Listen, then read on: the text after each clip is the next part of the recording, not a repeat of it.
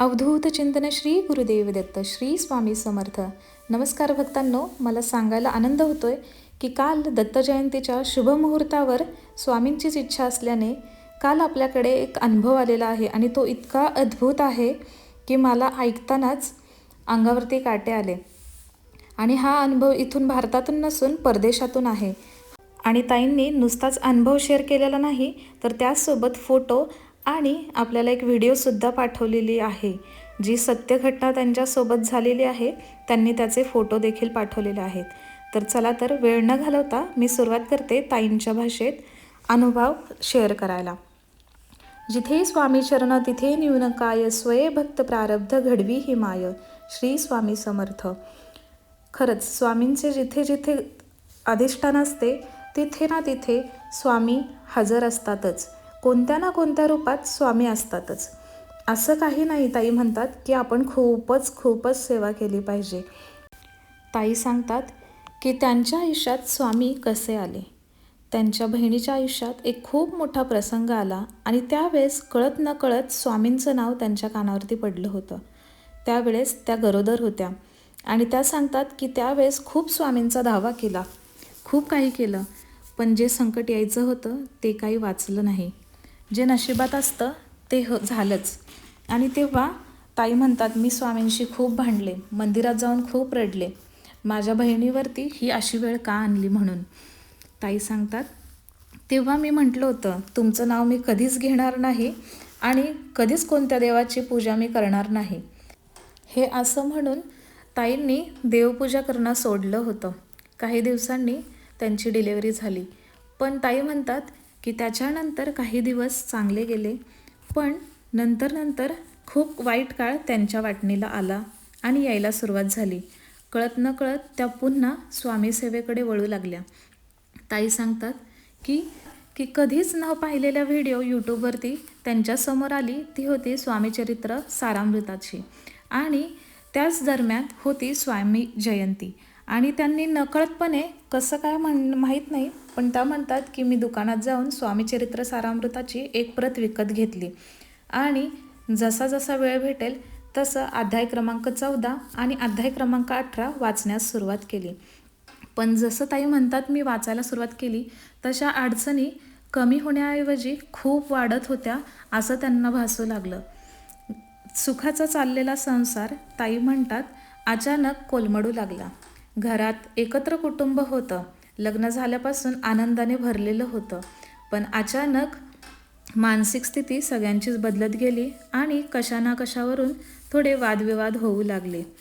ते पुढे चालूच राहिले आणि त्याच दरम्यान घरात एक नवीन सदस्यसुद्धा आला. त्याच्या येण्याने घरात वातावरणात चांगलं होण्याऐवजी घरात कटकटी वाढू लागल्या. कामावरतून कशावरूनही ती व्यक्ती वाद घालू लागली. त्यामुळे ताई म्हणतात की मानसिक स्थैर्य खूपच ढालावत गेलं. ताई म्हणतात मी पहिली नोकरी करून घर सांभाळून बाळाला सांभाळून सगळ्या गोष्टी एकत्र कुटुंबात आनंदाने करायची, पण त्या व्यक्तीच्या येण्याने सगळं काही कोलमडू लागलं. माझी मानसिक स्थिती एकदमच खालावत गेली, मी एकटी पडत गेली. पण त्या दरम्यानही कळत न कळत मी स्वामीचरित्र सारामृताचा 14वा आणि 18वा अध्याय वाचत असे. आणि ताई म्हणतात घराच्या जवळच दत्त मंदिर होतं, तिथे त्या वेळ मिळेल तसं पाया पडायला जात असत. संध्याकाळी तिथे वृद्ध मंडळी भजन वगैरे गात असत. तर ताई त्या वृद्ध लोकांच्यात एकट्याच तिथे जाऊन बसून छानपैकी बाळाला घेऊन भजन वगैरे ऐकत असत. पण काय माहिती स्वामींची काय लीला होती ती. ताई म्हणतात की ते भजन वगैरे ऐकताना सुद्धा माझ्या डोळ्यात खूप पाणी यायचं, मी खूप अश्रू ढाळले. थोड्या दिवसांनी अशी वेळ आली की मला माझं काम आणि बाळ आणि घरातलं वातावरण याच्याने एवढा स्ट्रेस आला की मला नोकरी सांभाळणं मुश्किल झालं. IT कंपनीत इतक्या वर्ष 7-8 वर्ष निर्भीडपणे काम करणाऱ्या चांगल्या पदावर असणाऱ्या ताई म्हणतात की मी कोलमडून गेले. माझा आत्मविश्वास डगमगला, कारण मी एकटी पडले होते, मला कोणाचीही साथ नव्हती. त्याच पुढे ताई म्हणतात की मी एवढ्या मानसिक त्रासामध्ये होते तरी पण माझं स्वामीचरित्र सारामृताचे काही अध्याय वाचणे काही थांबत नव्हतं. मी रात्री वेळ मिळेल तसं, सकाळी, दुपारी जेव्हा मिळेल तेव्हा वाचत होते. पण घरातल्या कटकटी एवढ्या वाढल्या की मी मानसिकरित्या पूर्ण डगमगून गेले. नोकरी सोडायचा विचार केला. 8 वर्ष नोकरी करूनसुद्धा कधीही कितीही संकट येऊ दे, काही येऊ दे, सगळ्यांना पार पाडून ताई म्हणतात की मी नोकरी पूर्ण केली होती. पण ह्या सगळ्या आत्ताच्या वातावरणामुळे त्यांनी नोकरी सोडायचा निर्णय घेतला. आणि त्याच दरम्यान त्यांच्या आयुष्यात अजून एक विचित्र घटना घडली. त्यांच्याकडून एका चुकीच्या ठिकाणी पैसे गुंतवले गेले आणि त्यांची बऱ्यापैकी रक्कम तिथे अडकून गेली. त्या मानसिकरित्या ताई म्हणतात मी अजूनच डगमगले. घरातील वातावरण शांत व्हावं आणि थोडंसं नवीन व्यक्तीला टाईम मिळावा घरात रुजण्यासाठी म्हणून त्यांच्या पतीने दुसऱ्या ठिकाणी राहण्याचा निर्णय घेतला होता.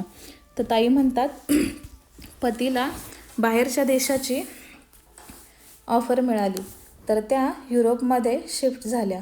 जाताना त्यांना खूप भीती वाटत होती, कारण की लहान बाळ आणि नोकरी सोडलेली, मानसिक स्थिती पूर्ण डगमगून गेलेली. तिथे जाऊन नव्याने संसार उभा करायचा म्हणजे काही चेष्टा नव्हती. फक्त 4 भांडी घेऊन ताई म्हणतात की मी तिथे जाऊन संसार उभारण्यासाठी सज्ज झाले. पण स्वामींचरित्र सारामृतही माझ्यासोबतच होतं. त्या म्हणतात मी पहिल्या दिवशी तिथे गेले तेव्हापासून माझी अजूनच परीक्षा चालू झाली. हॉटेलमध्ये राहण्यापासून ते बाळाला तिथे जेवण बनवण्यापासून तर सगळं काही. कारण की लहान बाळ, ताई म्हणतात की माझं दुसरं काहीच खात नव्हतं. चपाती भाजीशिवाय त्याला दुसरं काहीच आवडत नव्हतं. बाळ होतं फक्त 2 वर्षाचा तेव्हा. त्याला समजावणं, एकत्र कुटुंबातून बाहेर पडल्यामुळे तोही काहीसा कावराबावरा झाला होता असं ताई म्हणतात. त्याचं रडणं, घरातल्यांची आठवण काढून ओरडणं, हे सगळं त्यांना सहनशक्तीच्या पलीकडे होतं. तरीही त्या रात्री 14वा आणि 18वा अध्याय स्वामीचरित्रातला वाचत असत. वेळ मिळेल तसं स्वामीनामाचा जप करत असे.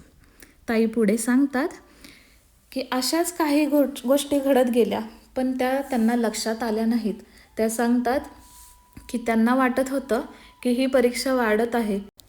पुढे त्या म्हणतात की दिवसांवर दिवस जात होते, पण त्यांच्या आणि त्यांच्या पतीमधलं नातंही थोडं आता तुटत झालं होतं. सततची चिडचिड आणि त्रागा यामुळे त्याही त्रस्त होत्या. त्यांचा राग कधी कधी बाळावरही निघत होता. पण सगळ्यात महत्त्वाचं ताई सांगतात की स्वामी त्यांच्या पाठीशी कसे उभे होते. त्या म्हटल्या परदेशात जाऊन कोणतीही गोष्ट नवीन घेणं किंवा ते संसारात बसवणं हे इतकं डिफिकल्ट आहे की त्या म्हणतात की ते कोणा नव्याला सांगणं म्हणजे चेष्टा वाटेल.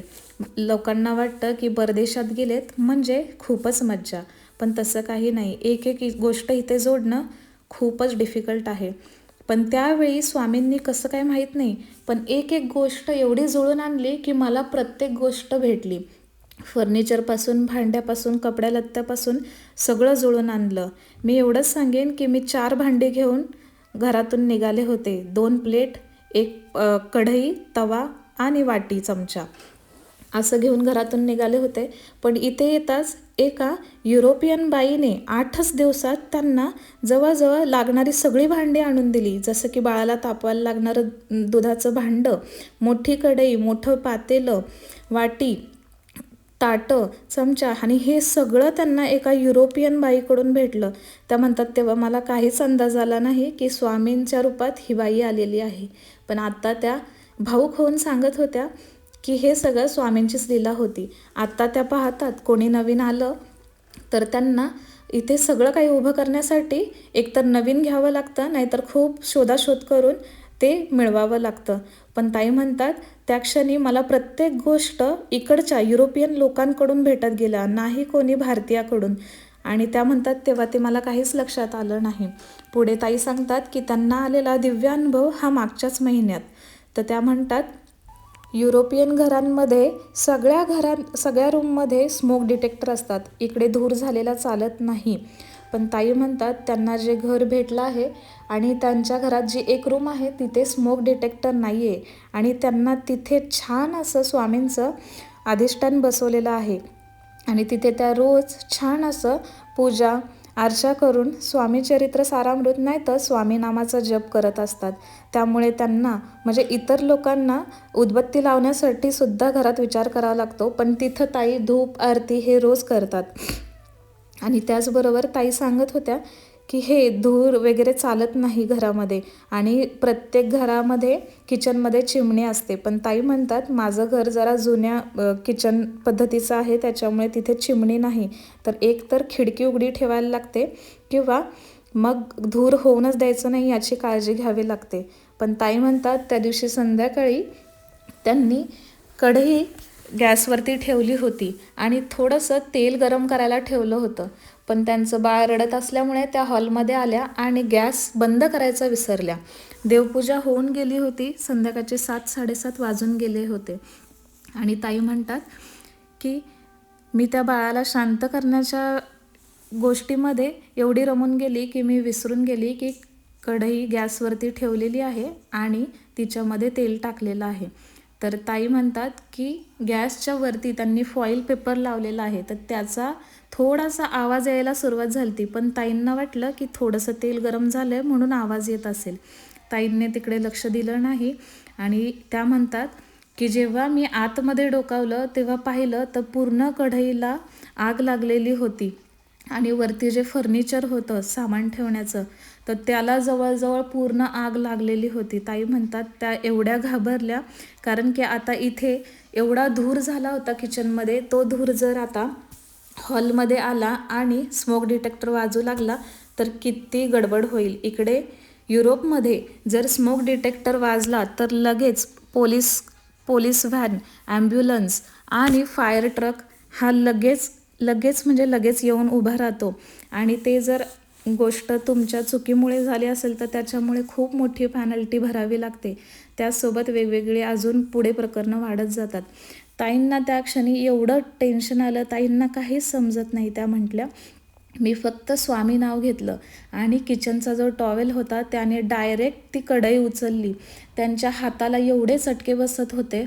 त्या म्हटल्या की मी फक्त एवढाच विचार केला की ही कढई मला काहीही करून बाल्कनीत नेऊन टाकायची आहे, कारण की घरातल्या टाईल्ससुद्धा ह्या लाकडाच्याच असतात आणि इथे कुठे जरी हे तेल सांडलं तरी पेट घेणार.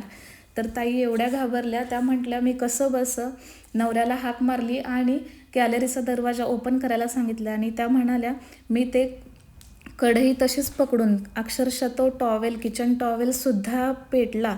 त्यांनी ते हातामध्ये ती कढई तशीच उचलून बाहेर नेऊन टाकली गॅलरीमध्ये. त्या म्हणतात की त्यावेळेला हात एवढा जळाला होता की मी घाबरून गेले की आता उद्या काय होणार किंवा आता थोड्या वेळात ह्याचं काय होईल म्हणून.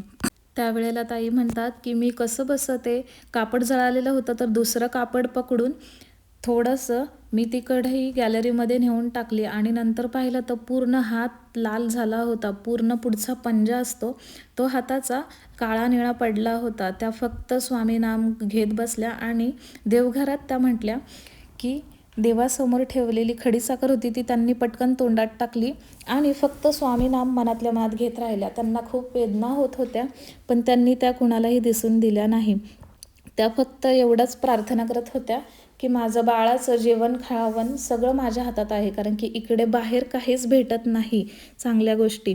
इंडियन पदार्थ तर बिलकुल नाही. हॉटेलमध्ये गेलं तरी भाज्या वगैरे पण कशा तरी असतात आणि उजव्या हातालाच दुखापत झाल्यामुळे त्यांना पूर्ण टेन्शन आलं होतं. त्या म्हणतात की त्या फक्त हाताला क्रीम लावून बसल्या आणि त्या म्हटल्या की मी फक्त स्वामींना प्रार्थना करत होते की माझा हात व्यवस्थित असू दे. आणि त्यांनी तो विचार सोडून दिला की त्यांच्या हाताला काहीतरी झाले. रात्रभर हाताची पूर्ण आग होत होती, पण त्या म्हटल्या की मला असं काहीच जाणवलं नाही की माझ्यासोबत खूप मोठा अपघात झाला आहे. मी एकदम नॉर्मल झाली काही मिनिटानंतर.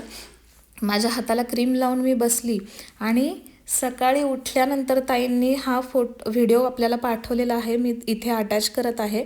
तर तुम्ही पाहू शकता ते भांडं किती जळालेलं आहे आणि ते दुसरं कापड जे आहे, पहिलं कापड तर पूर्ण जळून गेलेलं आहे आणि हे दुसरं कापड पण खूप फाटून म्हणजे त्याचं जळालेलं आहे. आणि त्याच दरम्यान त्यांचा हात पण तुम्ही बघू शकता, म्हणजे जो आदल्या दिवशी त्यांची फोटो घेण्याची मनस्थिती नव्हती, त्यांनी घेतलंसुद्धा नाही आणि त्यांना हे म्हणजे घरच्यांना दाखवण्यासाठी त्यांनी काढलं होतं. पण आपला चॅनल बघून त्यांनी आपल्याकडे शेअर केला आहे हा अनुभव आणि त्यांच्याकडे होतं म्हणून ते व्हिडिओ पण पाठवले. तर तुम्ही पाहू शकता थोडंसं इकडे हाताला त्यांच्या दिसतंय काळं निळं झालेलं, पण त्यांचा पूर्ण हात व्यवस्थित आहे. त्यांच्या हाताला कुठेही एकसुद्धा फोड आला नाही. एवढा हात जळाला होता, त्या अक्षरशः सांगताना रडत होत्या. पण त्यांच्या हाताला कुठेच काहीच दुखापत झाली नाही. एक छोटा फोडसुद्धा आला नाही. त्या ज्या विचारत होत्या की उद्या पूर्ण हातावर काहीतरी डाग येतील, फोड येतील, खूप दुखेल, पण त्यांना काहीच झालं नाही. दुसऱ्या दिवशी त्या म्हणतात की मला क्रीम लावायची सुद्धा गरज पडली नाही. आणि हा असा स्वामी अनुभव एवढा दिव्य होता. त्या म्हटल्या की इथे एवढ्या मोठ्या संकटातून स्वामींनी त्यांना वाचवलं. घरात जो किचनमध्ये धूर झालता तो सुद्धा त्यांनी एक किचनला लागून जी खिडकी होती ती फक्त उघडी ठेवली. किचनमध्येही त्यांच्या खिडकी नाही आहे. किचनच्या शेजारच्या रूममध्ये त्या सांगतात की खिडकी आहे आणि तिथेच स्वामींचं त्यांनी देवघर केलेलं आहे की ज्या रूममध्ये दुसरं काही नाही, फक्त स्वामींचं देवघर आहे. आणि तिथली खिडकी त्यांनी उघडी ठेवली आणि पूर्ण घरातला जो धूर होता त्यांनी स्मोक डिटेक्टर वाजला नाही त्या बोलल्या. आणि त्या एवढं त्यांनी सांगितलं ना, मलाही भारावून आल्यासारखं वाटलं की एवढा धूर होऊन सुद्धा स्मोक डिटेक्टर वाजलं नाही. आणि तो जो धूर होता तो 5-10 मिनटातच खिडकी उघडी ठेवली आणि सगळा गायब झाला. असा दिव्य अनुभव ताईंनी शेअर केला. आणि त्या बोलतात असे खूप सारे अनुभव आहेत त्यांच्याकडे, त्यांनी कळत नकळत अनुभवलेले आहेत. त्यांना त्यावेळेला समजलं नाही, पण त्या म्हणतात हो माझ्या आत्ता पण खूप अडचणी चालू होत्या, पण स्वामींनी त्यातून तारले आणि तारतील. काही गोष्टी अशा आहेत की त्या आपल्या नशिबात नसतातच ताई म्हणतात, त्यामुळे त्या स्वामी देत नाहीत आणि स्वामी जे काय करणार आहेत ते चांगलंच करणार आहेत असं सांगतात. आणि असेच खूप सारे अनुभव ताई बोलल्या मी हळूहळू पुन्हा तुम्हाला शेअर करेन. पण हा मोठा अनुभव मला काल दत्त जयंतीला त्यांना वाटलं की शेअर करावा, म्हणून त्यांनी आपल्या चॅनलबरोबर शेअर केला. आणि त्या म्हटल्या की हाच तुम्ही मला सांगताना एवढं भावूक होतं आहे की ते म्हणजे तुम्ही विचार करू शकता की ताईंना किती त्रास होत असेल. त्या अजूनही त्यांची मानसिक स्थिती नीट नाही एवढी, त्यामुळे त्या म्हटल्या की तुम्ही शेअर करा. नाहीतर मी त्यांना म्हटलं तर तुमच्याच आवाजात आपण शेअर करूया. तर त्या म्हटल्या ह्यावेळेस तुम्ही करा, पुढच्या वेळेस मी नक्की, स्वामी मला नक्की बळ देतील आणि मी स्वतः तो अनुभव तुमच्याबरोबर फोनवर शेअर करीन की जो तुम्ही डायरेक्ट चॅनलला टाकू शकता. तर अशा प्रकारे हा ताईंचा दिव्य अनुभव होता स्वामींचा. स्वामी कोणत्याही रूपात कुठेही असतात, कोणत्याही देशात तुम्ही पूजा करा, अर्चा करा, स्वामींचं नाव घ्या, स्वामी तुमच्यासोबत नेहमी असतातच. तर दुसरं काही नाही, स्वामी नाव घेतलं तरी स्वामी पाठीशी असतात. आणि जसं ताई सांगतात स्वामी चरित्र सारामृतातला 14वा आणि 18वा अध्याय ताई वाचत असतात सारख्या, आणि तेवढ्याने पण होतं. म्हणजे आपल्या संसारिक अडचणीत आपण असं म्हणतो की बाळ आहे, हे आहे, तर तुम्हाला काही जमत नसेल ना तर फक्त स्वामी नाम घ्या, तरीही स्वामी दत्तप्रभू तुमच्या पाठीशी आहेत. तर सगळ्यांना हा अनुभव कसा वाटला नक्की सांगा. आणि तुमचे काही अनुभव असतील तर नक्की शेअर करायला विसरू नका. मी आयदर तुमच्या आवाजात शेअर करील किंवा ताईंचा अनुभव जसं मी सांगितलं आहे तसं मी सांगेन. तर श्री स्वामी समर्थ. सगळ्यांच्या पाठीशी स्वामी सदैव राहो हीच इच्छा. धन्यवाद. चॅनलला नवीन असाल तर लाईक, शेअर, सबस्क्राईब करायला विसरू नका. श्री स्वामी समर्थ.